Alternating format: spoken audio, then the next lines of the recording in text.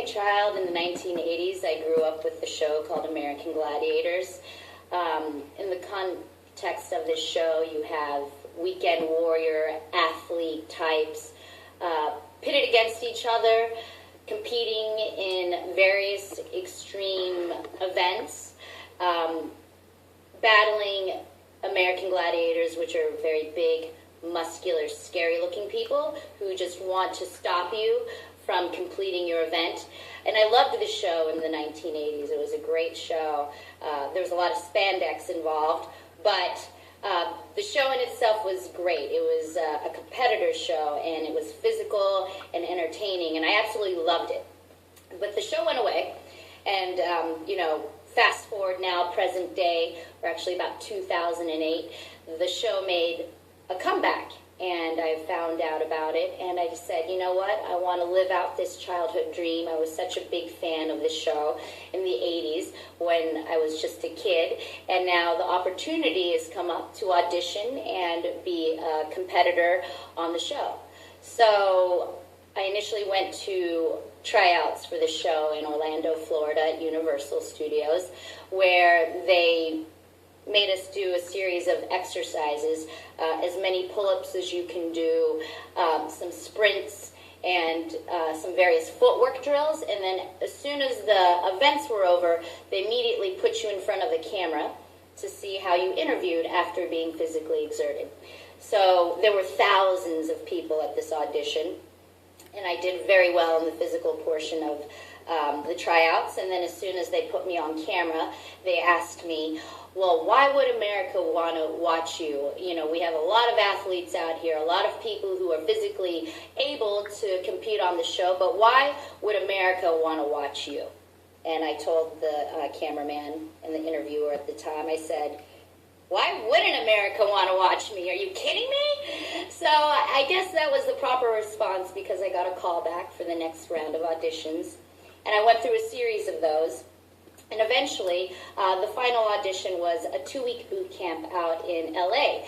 And that was probably, out of this whole experience of going through auditions and being on the show, that 2-week boot camp was probably my most favorite part of the experience, because during this boot camp, NBC hired a stunt crew to set up at the stadium in LA, near the Staples Center. The whole parking lot was filled with various obstacles. So there were all the obstacles there, all the events were set up during this 2-week boot camp where you would run through it. So for example, one of my favorite obstacles on the show was called Vertigo.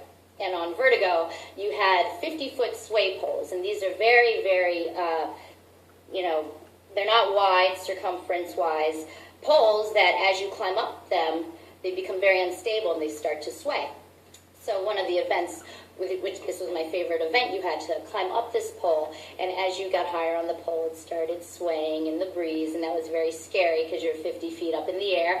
And then once you got to the top, there was like this 3-foot platform, which you had to grab onto, and then put your body on top of, and then start swaying side to side. And then reach for the next pole, which was about 10 feet away. And then you would have to traverse about 5 poles and get to the end safely without plummeting to your death. You were harnessed in, but that fact that, you're up there 50 feet up in the air on a 3-foot platform, trying to jump to the next platform, swaying back and forth in the air was really scary.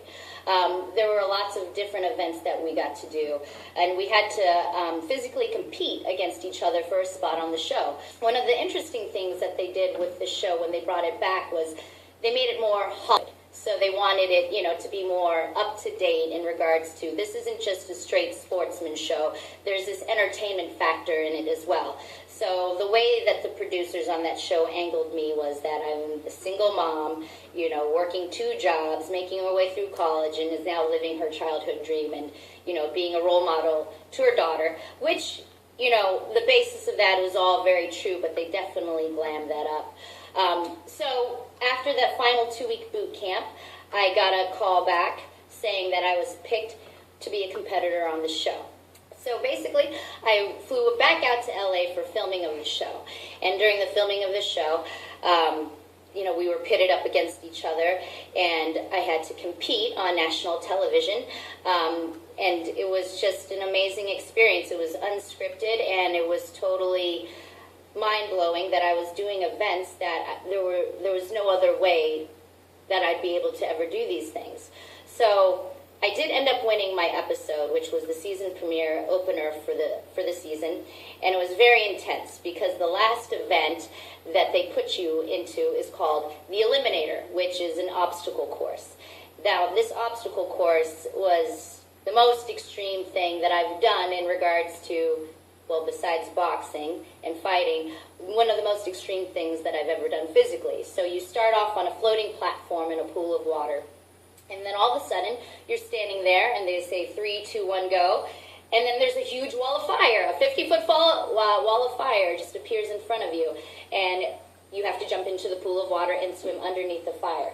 So you swim under the fire, and as you come up for air, there's a 100-foot cargo net awaiting you. So you climbed up this cargo net after being, under the water, hoping to come up and not get burned.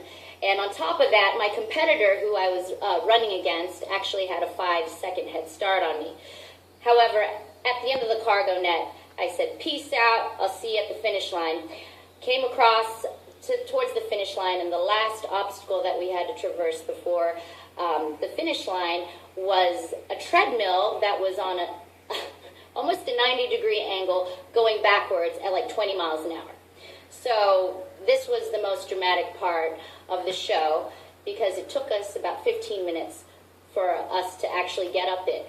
So I'm standing at the base of this backwards hell treadmill, attempting to get up it over and over and over again, and that lead that I had on my competitor, she came up right behind me, and my heart just sank, because at this point in time, every energy system was depleted in my body, and once again, I was left feeling numb from my fingertips to my toes.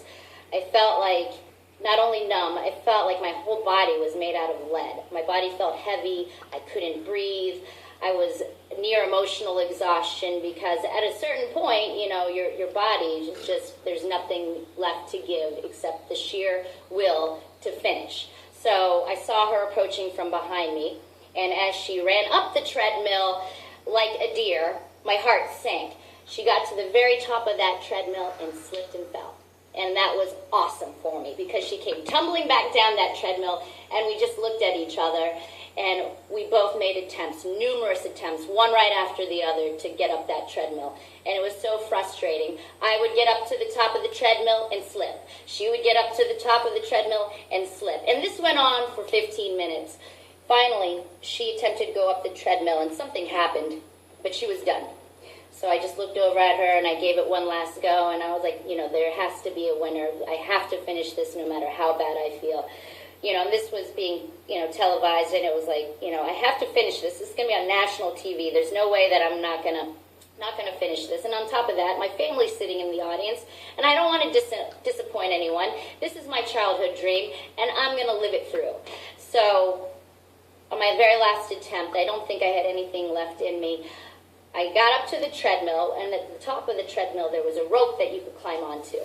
So I grabbed that rope, and my body went limp, and I laid there holding onto the rope as the rubber treadmill was still running underneath me, and I still have a scar on my arm from that day where that treadmill just ripped off all the skin on my arm. But I wasn't going to let go of that damn rope. There was no way. I was at the top of the treadmill, and I had made it, and I was bloody. I don't know what happened to the competitor behind me, but I just pulled myself up, brought myself up to my feet, got to the top of the treadmill, and at the top of the treadmill was a rope that was hanging, so you had to grab onto the rope and swing out 20 feet and then drop into a pool of water. So I did that, and as soon as I came up, I couldn't swim. My body was so depleted at that point that I couldn't even tread water. So the scuba people, who were the safety people in the water, had to come and rescue me, which you did not see on national TV. After they took me out of the pool, I just laid down on the ground. The medics attended to me. But you know what? It was the best feeling ever, because A, I won, and winning is great.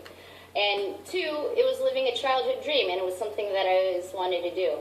And that's my American Gladiator story, and that's how it all came about, from being a kid in the 80s thinking, oh wow, that would be really cool, to actually living it out. So that's my American Gladiators experience, and I'm proud to say that I was the season premiere winner in 2008 of American